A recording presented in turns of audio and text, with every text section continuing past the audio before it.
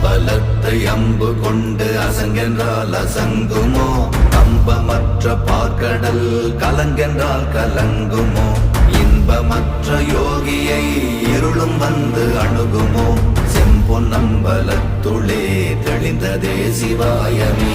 ஓம் நமச்சிவாய ஓம் ஓம் நமச்சிவாய ஓம் நமச்சிவாய ஓம் ஓம் நமச்சிவாய ஓம் நமச்சிவாய ஓம் ஓம் நமச்சிவாய ஓம் நமச்சிவாய ஓம் ஓம் நமச்சிவாய.